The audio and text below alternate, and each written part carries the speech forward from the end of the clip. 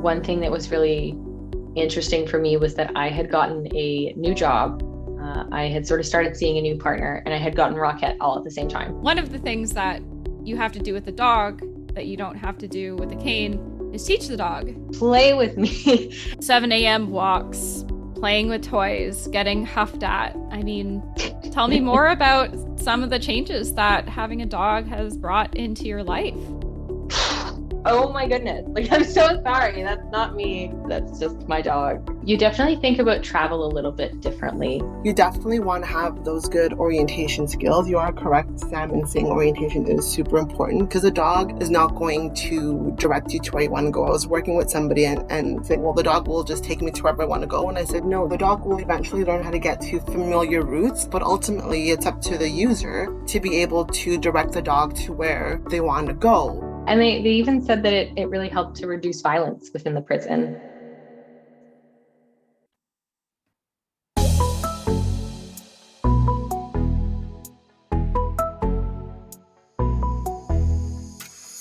Welcome to Living Blind. I'm your host, Naomi Hazlett, and this podcast is brought to you by Balance for Blind Adults, located in Toronto, Canada. This season of Living Blind is sponsored by AMI. Here at Living Blind, we explore the perspectives and lived experiences of people with sight loss and delve into barriers, challenges, and real-life strategies for living life to the fullest. Here's a bit about our guests for this month. Sam is the events lead at Equal Voice, a multi-partisan organization which advocates for women and gender diversity in Canadian politics. She previously worked as an officer of education at Fighting Blindness Canada and as the curatorial assistant for communications with Ingenium. When she's not working, she can be found drawing awesome works of art and salsa dancing at the latest happenin venues. She got her first guide dog, a golden yellow Labrador retriever named Rockette, in March of 2022. Anita is a certified orientation and mobility instructor with the Toronto District School Board. She previously worked as an O&M instructor and volunteer coordinator here at Balance from 2007 to 2022. The three of us enjoyed a fun, free-flowing chat as Sam took us on a journey of the first year having Rockette in both her personal and professional life, the pros and cons of canes and dogs, and what ultimately influenced her decision to get a dog after so many years. We talk about the application process, from choosing a school and filling out the paperwork, matching the right dog for you and your lifestyle, and evaluating the honeymoon phase to determine if the dog is the one for you. Not unlike dating, am I right? For Sam and others like her, this also entailed going through the whole process during the pandemic. So what challenges did that present to clients, schools, O&M instructors, and the dogs themselves? We also heard a fascinating story about Rockette's upbringing in prison. All this and more coming up on To Dog or Not to Dog. Welcome to the show, Sam and Anita. Thank you. Thank you. So I guess to get started, Sam, maybe you can tell the listeners a bit about your journey with sight loss and how you got started with thinking about getting a guide dog. Sure. So I was born with my condition. I have achromatopsia. The sort of short version is that I deal with a lot of hemerotopia, light sensitivity, day blindness, nystagmus, astigmatism, no color vision. So really just different shades of gray. And my acuity, actually quite interestingly enough, I just got my eye doctor to measure sort of my best and worst case scenario. Up until this point, I've kind of only ever had my best case scenario recorded, which is 20/200. And that's sort of with all the best possible correction, lighting, ideal sort of space. And then I took the worst case scenario and I asked him about it and he said, sure, like, why not? And it measured at about 20/1000. So I thought that was really interesting because I had never had a way to describe it in a number. I really only had like my understanding of shape and color, I guess, and my words to sort of use to explain to other people. So yeah, I've had that my entire life. I started using a cane around 14. When you start going out on your own, you want to go out with your friends, your parents are sort of driving you places less, and you want to be a little bit more independent. I had to start walking home from school because there were so many kids in my elementary school that I needed to start, walking home, because there wasn't room on the bus. There was a waiting list. And so that was sort of what got me started with my own independent O&M skills. And some people start sooner, some people start later. I think it just depends on your amount of vision and what kind of city or town that you're in, and what your family is comfortable with as far as you going out and about. So I know that it's definitely different for everyone. And then I'd say pre-pandemic, about 2019, I was feeling really settled. I had full-time work. I was sort of starting to feel more comfortable with life after graduating, and I really wanted a guide dog. So I started the application journey, and here we are in 2022. It took a long time. The pandemic definitely had a huge way in shaping how long that journey sort of took, but it was a really phenomenal one, and I'm glad I took it. And so I think I'm just coming up on 6 months with my dog Rockette. Oh, congratulations. How's it going so far? It's going really well. It definitely was a lifestyle change that I was not expecting. And I think everyone kind of tells you that it's going to be this crazy change in your life, but nobody really is able to tell you how. And I guess that's because it's so different for everybody. But she is phenomenal. She's very laid back. We go out, we do our work 9 to 5. We come home and she just sleeps, and she's like so content. But she also gets some really good playtime as well. So, and she's just a little cuddle bug and a bit sassy, I might add. She's quite sassy. She likes to sass me once in a while. How does the guide dog get sassy? I'm curious. Oh, she has this very distinct huff when if she has a toy and I won't play with it because I'm on like a Zoom call or I'm doing something especially with working from home. I think she gets a little confused because we sort of do 2 days in the office, 2 days from home. And for the summer, we've had Fridays off. So if I'm at home and she's like, well, you're here, play with me. And she does this big like, and she'll do it when I'm on calls with people. And I'm like, oh my goodness, like, I'm so sorry. That's not me blowing off your idea. That's just my dog giving me the evil eye. So yeah, she's definitely very impatient with me sometimes. So what kind of dog is Rockette? Rockette is 3/4 golden lab and 1/4 yellow Labrador retriever. I find that's generally the mix that most schools go to. There's black labs. A few schools do German shepherds. I don't think any in Canada do. I believe it's just Guiding Eyes and Seeing Eye and some other schools in the US that have German shepherds. Well, Rockette sounds super adorable. I'm curious, though, to take a step back, and I'm wondering if you can walk us through what led you to want to transition from using a cane as your main method of getting around to having a guide dog. What's really interesting is my cane skills are pretty good, but I also didn't always use a cane on a regular basis. And I think everyone drills this idea into your head that like you have to have good cane skills, you have to have good cane skills.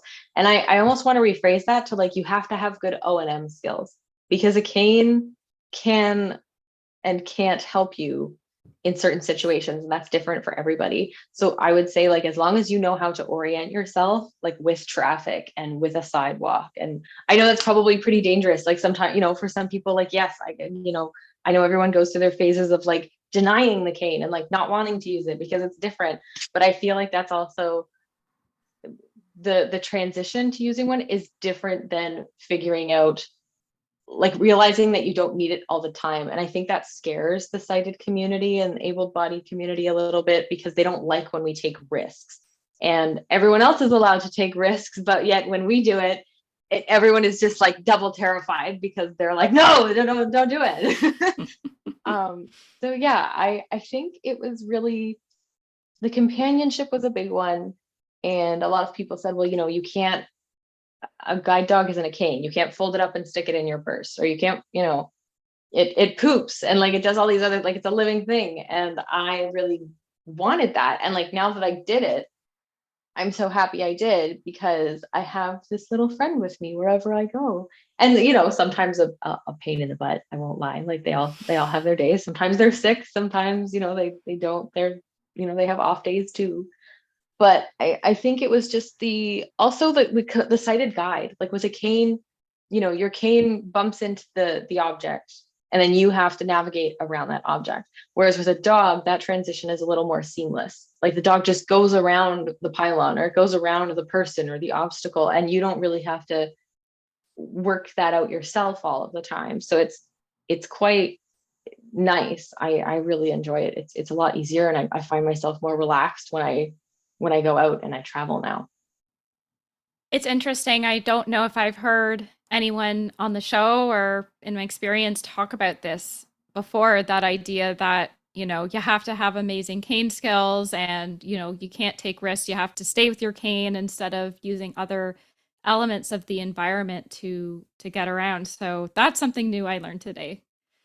Yay, I'm glad. I know my O&M like guide dog instructor is probably like, oh no, because I know they're really adamant about it. And it's not that I think that that's a bad thing. Definitely safety comes first. And always practice. If you're practicing, like do it with another person, like have someone with you, like don't just, willy-nilly be like, I'm gonna go outside today without it for the first time. Like, you know what I mean? Like be safe, obviously. But I do think there is a level of risk that we should be allowed to take. Like when teenagers are learning to drive, like they go on the road and they're driving this car for the first time, they have someone with them to help, but they're still taking a risk. You still have a driver that's in a car that's never been in a car, like in the driver's seat before. So I do think that's something I would love to see people maybe talk and debate a little bit more about, and like bring their opinions to the table on, because I feel like nobody ever really, people avoid it like the plague.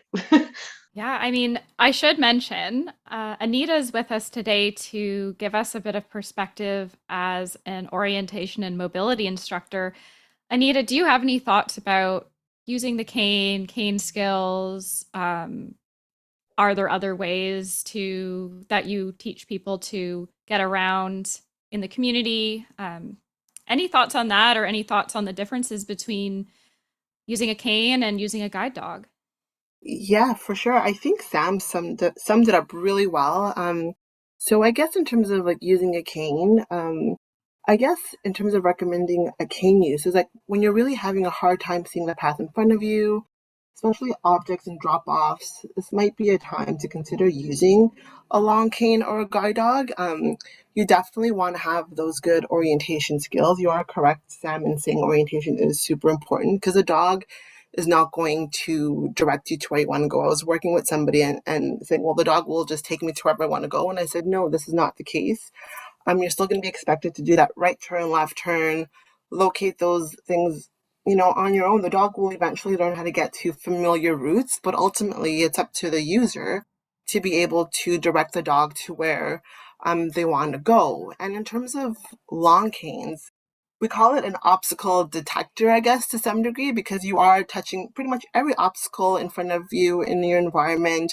And some people who are more tactile users find that helpful, because maybe it's, that third post is what's going to tell me that I'm at, my building. Whereas with a guide dog, they are obstacle avoiders. So you have a bit of, you have less feedback with your environment. So you're relying more on your time distance judgment, knowing that you've walked for so long. Now it's time to cue the dog to turn right or to turn left to find that door. So they're both different ways of traveling, and both are wonderful ways. One's not better than another. It just comes down to personal preference. And like, yeah, Sam summed it all. You kind of like did my whole lecture of what I talk to clients about, you can't put a dog in a corner, it doesn't matter what the weather is, you got to take that dog out. So there are pros and cons to both. And I think it is good to be able to take some sort of risks when you're traveling. I feel like when I'm teaching clients, I'm observing and watching and making sure that they are doing those risks in a safe way. I know some people may not necessarily like how we work when we're out there. Some people often will come up and grab the person who's on a lesson or tell me, you're such a mean person. Why did you let that person do that? But the only way you can really learn about your environment is to interact with it. And sometimes that is taking, I guess, when I'm on a lesson, a bit of a controlled risk, so to speak. Hmm. Sam, has that ever happened to you, either with a cane or with a dog? It's people coming in and giving Oh their two yes, cents about how you're supposed to be getting around without really knowing much about how you do get around? all the time. I definitely have more cane stories just because I've been like a cane user for so much longer. And I find when you don't use a cane, like I think that's what a lot of people like. Some people say, don't you shouldn't care about what other people think when people are sort of have like, I don't know, reservations about using a cane. And it's not really about what people think, it's about how people act and what they do. Because when you use a white cane or you identify yourself as someone with blindness or a disability or whatever, yeah, people touch you, they move you, or they stop you from going somewhere when you're trying to go somewhere. And I find the biggest one, since I've gotten Rockette, my guide dog, because they take you straight to the curb, cars get so nervous. It's like I can feel the car, like the traffic that's sort of going from my left to right or right to left. I can feel them like halt on the brakes as they see me. And I know she's going to stop. I know where we are stopping. I know the curb, like I know the area and the intersection, but it's like I can feel that the hesitancy in some of the cars or in some people who are like, oh, no. And you're like, it's fine. I'm not going to run into the road. Um, that's a really big one. The funniest one that I noticed is that all four ways of traffic will stop and won't. And I at first I just thought it was a weird light, but my O&M instructor was like, this is the weirdest thing I've ever seen. The traffic that's meant to be going won't go. And I don't know if it's a weird bylaw where I live about like waiting for people to cross, pedestrians to cross all the way or something, but I'm waiting for parallel traffic to go so that I know like, hey, I have this audio signal to cross with, and they're just sitting there. But when I don't use, if I go out without her, that doesn't happen at the same intersections. So I found that one really fascinating, especially as someone originally from the GTA, and where traffic is just madness all the time. Yeah, I was going to say, as somebody who used to live in Toronto, that's hard for me to imagine everybody stopping at an intersection in downtown Toronto. But I know, it's wild. It's very funny. so I know may not be the most exciting part of the journey, but I think it would be helpful for people to know. I mean, you said it took about 3, years for you from the time that you started the process to where you are now. What took so long? What are all the steps that you had to go through? So I also applied to multiple schools. I think that kind of impacted things as well. So I applied to CNIB Guide Dogs and Guiding Eyes for the Blind in New York. And my thought was sort of just, whichever one gets back to me first, whichever process sort of fits me the most. I liked both schools, and I knew people that had gone to both and recommended them. So some of them aren't as in-depth. CNIB was a lot easier because I was already a client. So they had, my doctor's notes, and they know about, your vision, and they kind of already know a lot of your needs. Whereas Guiding Eyes didn't. So they want to know, you get the health form with like, do you have asthma? Are you prone to heart conditions? How in shape are you? How fast do you walk? How much do you weigh? What's your lifestyle like? Do you go out every Saturday night, or are you home 80% or 90% of the time? What kind of job do you have? Are you like, if you're a cleaner and you're around chemicals and stuff a lot, that's different than someone who works a 9 to 5 office job. Like, you sort of have to really evaluate your entire life and your health and see what the best choice is for you. And so then once you finish that application process, they usually send someone out to see, your apartment or your house or where you live, what kind of environment you have, who are you living with? Do you have other pets in the house? Do you have a cat? Do you have a fish? Do you have mice? You know what I mean? Like all that other stuff. And then I think I'd say like almost 6 months, a year, something like that went by. And they do a test. So they bring out a dog, or they do a Juno walk, which is where they have an empty harness, and an O&M instructor takes the harness and, you kind of do a couple of routes so they can get an idea of how fast you walk or how slow you walk or whatever. And that was really fun. And then eventually you get to the matching process when they bring a new friend and they say, see how it goes. So Rockette and I did a little test weekend. She actually stayed with me for a weekend before we started training, kind of as a, let's see how this goes. And it was really great.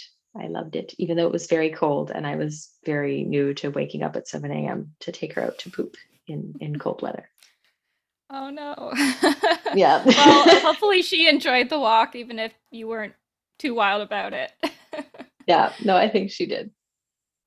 And so you mentioned, 7 a.m. walks, playing with toys, getting huffed at. I mean, tell me more about some of the changes that having a dog has brought into your life.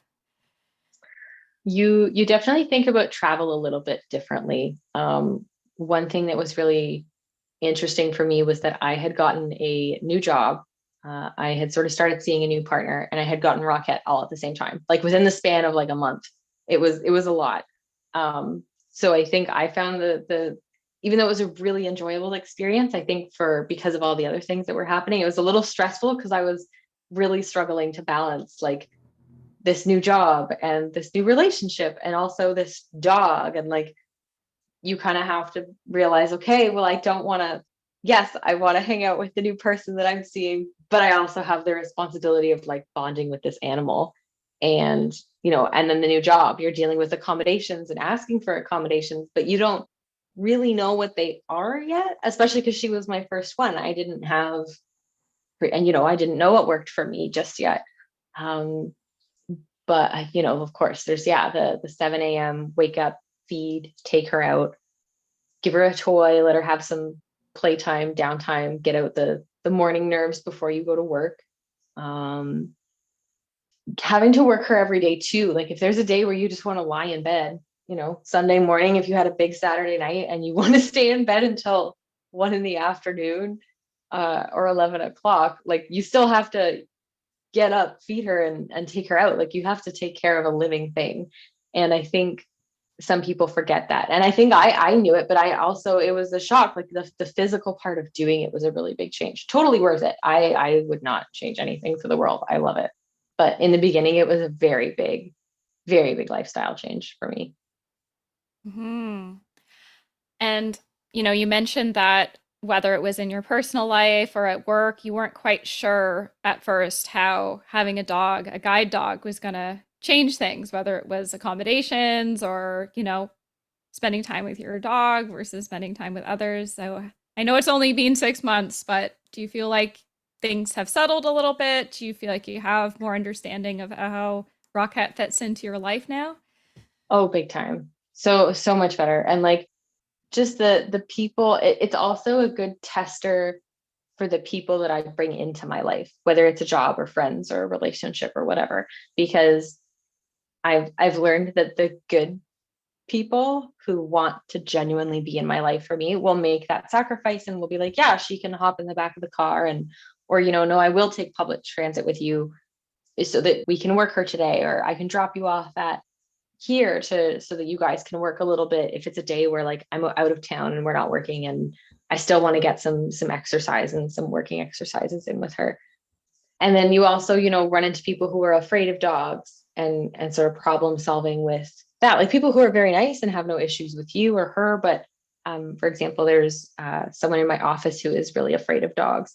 So I wanted to be super respectful of, she's letting me in her space. So I want her to also feel comfortable in this space. Right. So making sure, I have a separate space for Rockette and that she stays in my office. She doesn't go wandering around, like, sniffing people's toes.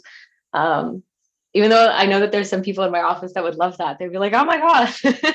But, and they would get really excited. But, some people don't like that and don't want it, or they have allergies, or so you have to be flexible. And I appreciate that everyone in my life so far has been extremely flexible and open-minded. I'm glad to hear. And I think you made a really good point around, I don't think anybody has very strong feelings one way or the other about a cane, at least as far as I know. But when it comes to living things, it's important to, keep everybody's needs in mind. But it sounds like you've figured out how to make it work. Yeah, and I think my workplace has been so great. Like they have been so accommodating, and like, even the people who are maybe allergic or like, it's okay, like I'll just, I'll stay over here, or we do a Zoom call instead. Like there's so many options that have been really great. And I find people run into issues when people aren't willing to test out the other options and they're not flexible. If you're flexible, then, accessibility can really work for everybody. You mentioning Zoom reminds me because, you went through this process in a very unique time during the pandemic. Not that you had a guide dog or went through this process of getting one before the pandemic, but did the pandemic kind of make anything, or did you kind of have to adjust the process in any way? I think it just made it a lot slower. And I think I got to this point, especially when I was like, when we were on lockdown and stuff, I started to latch on to positive things that sort of kept me going. And like waiting for a dog was one of those things. So, and I think that just made it even more like, oh, I just really want one so badly. So it was really cool when it finally happened. I would say the other thing that's really interesting is uh, and I don't know if I'm the only one. I do know a couple people that have kind of mentioned this, and people who have been guide dog handlers before say that like the COVID dogs are a little harder with the distractibility because like if they were puppies for like 2019, 2020 and 2021, like, like I think Rockette was born in summer of 2019. So really by the time she got to training, it was harder. She hadn't gone on a plane before, or there were some things that she couldn't do because everything was so shut down that it was harder to get past the distractibility with her almost. And that's just sort of the selection of dogs that was coming through for everyone. Like, I don't think that was a one school challenge. I think that was sort of a challenge across the country. And even with Guiding Eyes, I think at one point they had like a huge case of kennel cough, and like their staff were trying to relocate the dogs because staff couldn't be on campus during the pandemic. There was all sorts of stuff that I think every school had like its own challenges. So that was very very interesting. So yeah, she's like just happy to be out of the house. Sometimes I find she's so excited because she has probably spent so much time inside. So fun fact about Rockette is that her puppy raiser was actually in prison. They, in the southern states, have a puppy raising program for inmates, either like an individual inmate or a team of like 5 or 6 of them, and sort of as their volunteer community service, or, to help go towards probation or rehabilitation for them, depending on what they're in prison for, what they've been charged with. They raise puppies, and apparently they're like some of the most successful dogs that they have, because they spend so much time with their handler, and the handlers just put everything they have into them. So she was actually raised in a correctional center in, I believe, Mississippi. I'm not too sure. I don't know the exact one, and I don't even know the name of the person or if it was multiple people, like a team of them or anything like that. But I got to write them a letter.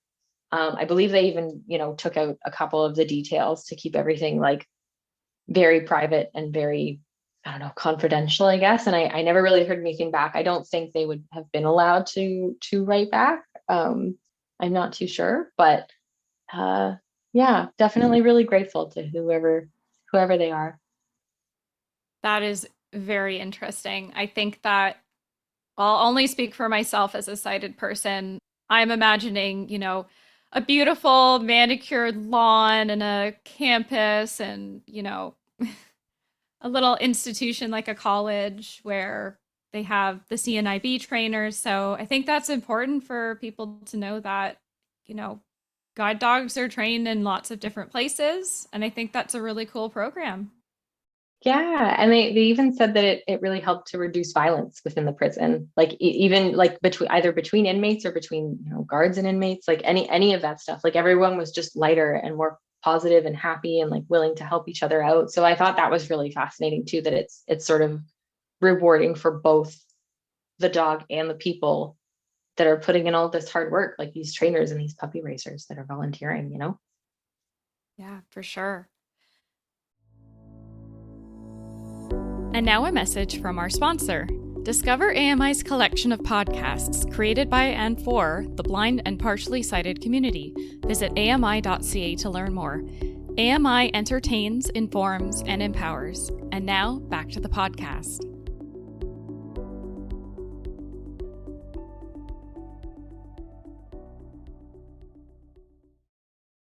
Anita, I'm wondering if you have any thoughts on anything that you noticed during the pandemic in terms of differences with how people were navigating, how people were managing having a guide dog. Were there any challenges that your clients faced? So first, Sam, that's amazing. I've never ever knew about that, or that's how, like, I know puppies go to different raisers, but I never would have thought that it would have gone to a correctional facility for puppy raising. That's amazing. Sorry, back on topic. So I guess in terms of navigating, a lot of clients continue to wait and have experienced the delay that Sam has in terms of getting a dog. I know we had started the process prior around the same time, I would say around 2019, and they're still waiting for a dog. So people have multiple applications into different schools. It's just been a slower delay. Now, in terms of like actual navigating and learning, I personally found it a little bit easier in teaching clients, particularly those, I guess, with canes. That's just the majority of the clients that I work with. A lot of them are cane users. I do have the occasional dog guides, but the majority were cane users, and I found that it was a lot easier to train during the pandemic because people weren't going out, and those that did want to go out, the subways and the buses were less congested. So you were able to learn in a quieter environment. So that was one of the biggest pros I think I found, was that you were able to really take that time, learn the station without having the crowds of people navigate around you. And in terms of, I guess, guide dogs, nothing that stands out, just the ease of traveling without dealing with the crowds of people. Thank you. Yeah, I mean, I hadn't thought about that, the pandemic making it easier in some ways to travel, but I guess it affected people in different ways. And it sounds like it affected the puppies to some extent from what Sam's heard. It's going to be interesting to see how things evolve as we move forward. I guess one thing we haven't touched on yet is, Sam, you've talked about how, and Anita, you talked about how the dog, having a guide dog helps you get from point A to point B and helps you move around obstacles. And we've talked a little bit about how guide dogs are different from using a cane, but I guess one of the things that you have to do with the dog that you don't have to do with a cane is teach the dog how to get from point A to point B. So Samantha, can you tell us a little bit about how training with routes works with Rockette? That's a hilarious question and I love it because yeah, you don't have to train a cane. You just use the cane. Um, the biggest thing I didn't realize was like the hand and feet positions as well as the verbal commands. Like I knew you gave the dog directions. I think I just didn't realize to the extent that those directions went as far as physical and verbal. And then it's almost like you're thinking out loud and in your head at the same time. If I had to describe it in any way, because you're literally trying to think like, oh, I'm going to work. Oh, like, do I want to get coffee? Or you're thinking about like a report that you have to do. And then you're also like left, forward, heel, like right, or like, about like whatever like commands that you're sort of going as you're doing your route. And then it's even more distracting when people are trying to call out to you or talk to you because you're not even, it's not like you're just like la di da and you don't hear them. It's like you're trying to specifically concentrate on, okay, what intersection am I at? Do I need to turn here? Do I need to, is she distracted? Like, do I need to make sure that I don't miss a correction? Because that's how, your training gets sloppy. And then down the road, you notice they're, looking for food more often or something like that. Like there's so much that you need to, and then the hands and feet, the My favorite one, and I'm sure every school does this differently, but my favorite one is if you get to a curb where you need to turn left, but the curb is sort of, how do I explain this? I guess like if cars are turning right, you don't want to turn left, like especially because so many curbs aren't like an edge now, like they're kind of just seamlessly, they go into the road. So you pat your right hand on your right leg and say left, and you turn to the right in like a circle until you're facing essentially like almost 360 degrees away around, and you're facing the left direction you want to go. But people look at you like you're a mad person because you're sitting there going left, left, left, and you're turning around in a circle to the right, and people just don't get that. And so I think some people get a little confused, but and even I was confused trying to grasp like all the different little movements so that you don't end up bumping into traffic or stepping off the curb a little bit when you shouldn't be. I didn't know. Well, that for one. And you also mentioned that different, is it true, Anita, that different training centers have different commands? Like, I imagine that makes sense, but yeah, has that been your experience? I would say that there's slight differences definitely in commands. Like I feel like maybe relieving might be slightly different for different schools, and as well as making those turns at curb cuts. I know some people like want you, let's say you're traveling maybe north, I guess, right? And you want to go, I guess, left, and you have to go up to the curb and then from there step back and then make that turn, kind of like what Sam was saying. But those are slightly different. Every school is slightly different. I've worked with one client who went to the dog eye school in Quebec, and the commands were all in French. I thought that was really neat. So she's talking to her dog in French, and I'll always remember like the pay attention, the porte attention. I'm like, oh, that's so cool.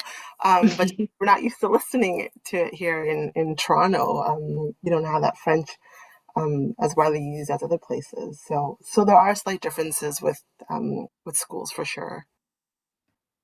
And Anita, do you have anything else to add for how route training goes? It sounds like, Samantha, you were talking about how you are actively giving cues or commands to your dog as you're traveling along your route, but, is there anything more to it? I assume there's some practice as well that you have to do.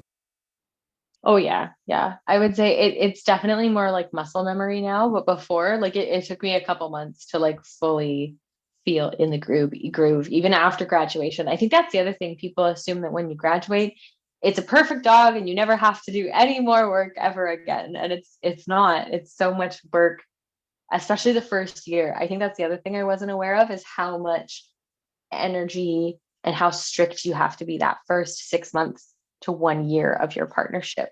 It's more of an investment than just, it's not like just going and buying a perfectly trained dog that's perfect all the time.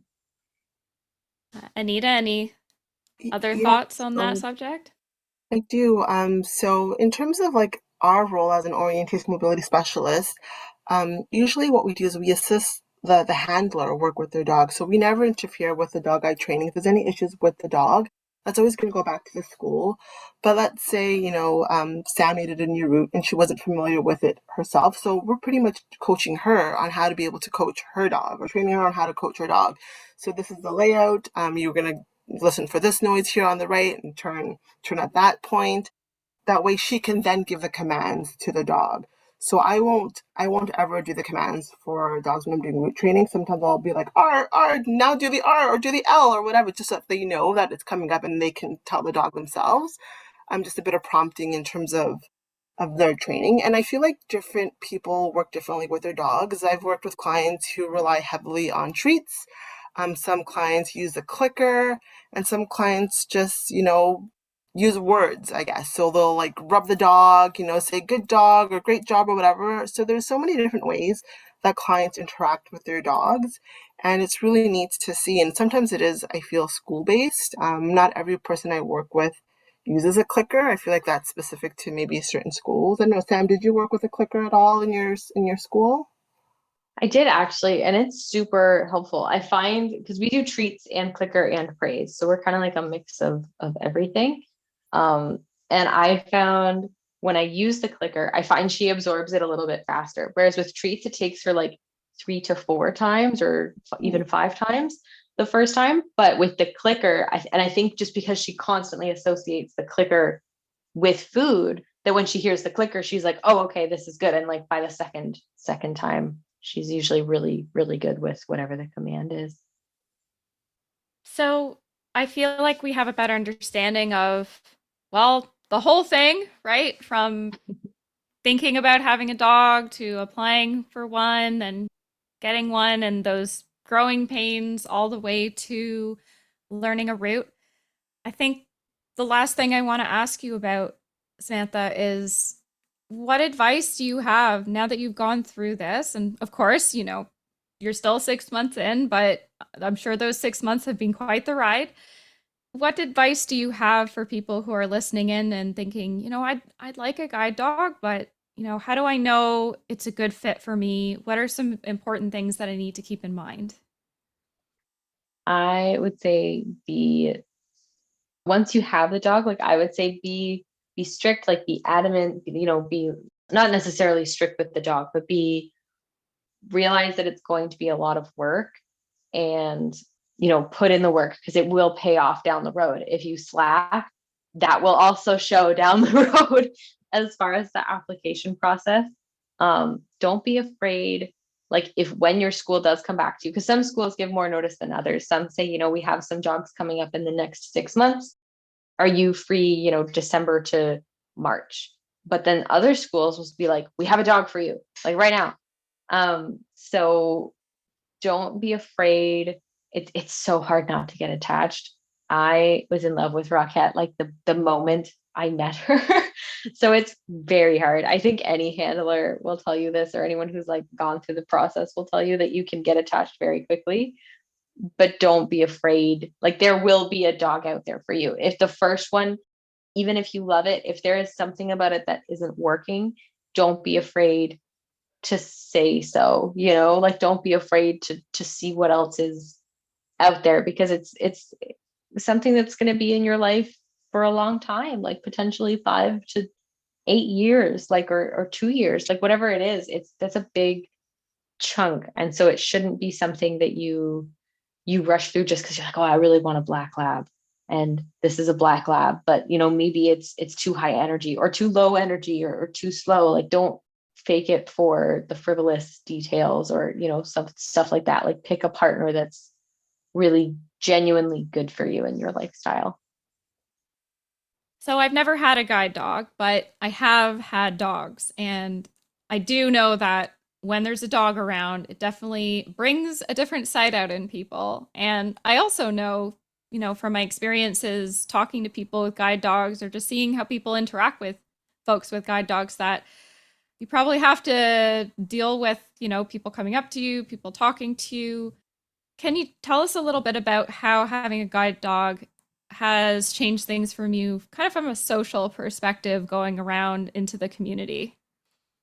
Of course, that is a really interesting question, because I find there's a lot of layers to that question. And the first one is, yes, dog people, get super excited and obviously want to pet your dog. There's the basics of people being like, oh, can I play with her? Does she get playtime? Like they're so concerned about her well-being, which is good. That it's really nice that people, like to think about that, and like to make sure that even though this animal has a job, they also want to know about the rest of its care and its well-being and stuff. But the one thing that I would say that gets, I have mixed feelings about it, because I actually really like it, but it is a little degrading when people, especially people you're meeting in a professional manner, acknowledge the dog and not you.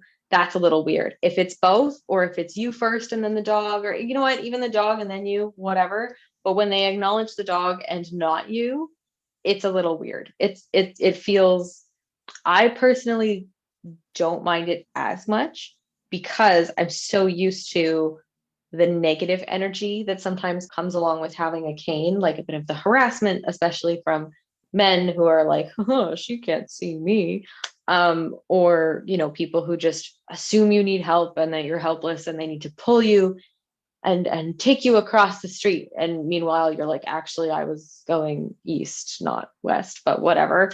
So there's like, or I don't know, whatever it is, there's a lot of little things too. So anyway, I find there's a lot of negative attention that can come with a cane. And so a jog is a nice break from that, because finally people are, it's not only a change in negative to positive attention, but it's also not on you and your disability. It's on the animal and the positivity that that animal is bringing to your life. That's also frustrating, even though that's a really nice sentiment, that's also frustrating within itself, because it means that people are more positive to animals than they are to people with disabilities, which is also a really degrading thought that I don't like to think about. But it's there. It's a reality. Like it's very true. And again, I'm not even just talking about like people on the street. These are people you meet in professional environments sometimes, and not necessarily my job right now, but just when you're out and about and you're interacting with a business, like you're getting as a customer, you know what I mean? Like you're trying to receive a service or food or whatever it is from your environment, and people are very odd. Ironically enough, I've actually had a great experience going into hotels and museums and venues for site visits, to either, get a better idea of what a space looks like for an event, or to talk to a caterer or whatever. I've actually had really positive experiences. I don't know what it is. I was expecting it to be horrendous, because of some of my experiences with going into businesses as a customer, like, that sort of angle. But as a client to client, I find it's a little bit better. But anyway, yeah, that's sort of my rant of the day. It definitely changes how people see you and talk to you. There's a lot of nuance there. Wow. I mean, no wonder you have mixed feelings. Yeah. Like the relief of, I don't have to, people are enjoying my dog and there's this positivity, but where was that before? Huh? Yeah. Sam, I think you said it all. Really, it was amazing hearing you talk and your experience. There's a lot of things I've learned about your experience that I haven't heard about before. So thank you for sharing all of that. Oh, thank you. Thank you so much. You too as well. You honestly, I love hearing from O&M instructors. It's always so fascinating. Oh, thank you. It is. It's really great work. Well, thank you both so much for being on the show. Thank you, Samantha, for walking us through what life is like with Rockette and what led you that decision. And, thank you, Anita, for lending your expertise about the orientation and mobility perspective. Where can people find you, Samantha, if they want to get in contact with you?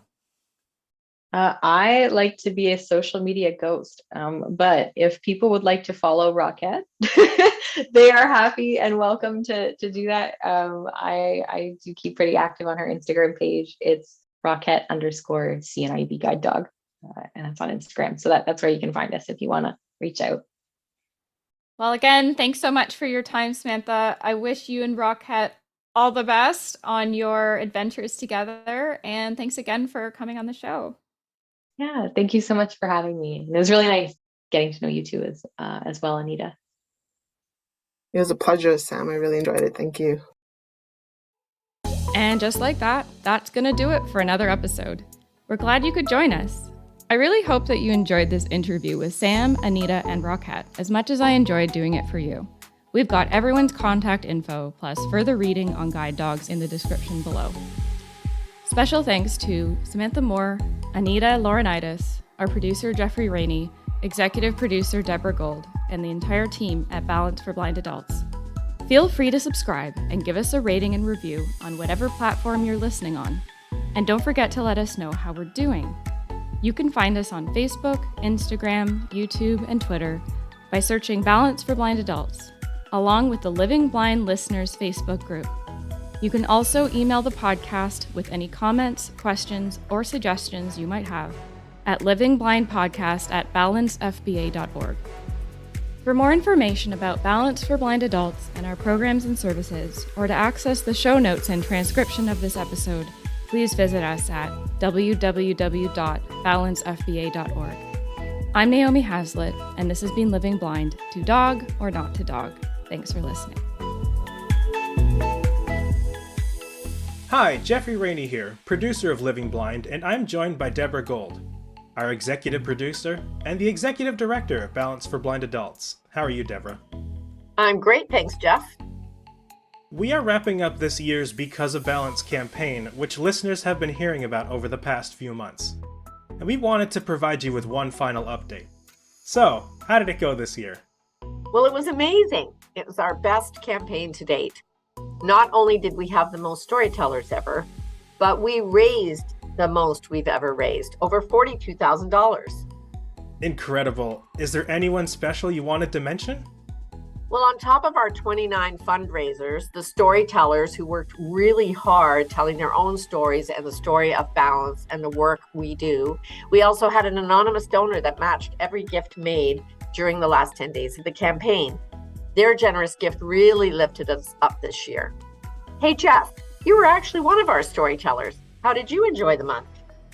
Yeah, it was really great to be able to share my own story and experience with balance, and to highlight the Living Blind podcast as one of the many programs that are funded by this campaign. And then sort of coming full circle by using the show as one of our grand prizes. Yes, what a cool idea to give people the opportunity to curate an episode next summer. It's going to be really fun to hear the perspective of those grand prize winners as they introduce first they'll select and then introduce one of the episodes from the past 3 seasons. And those prize packages didn't stop there.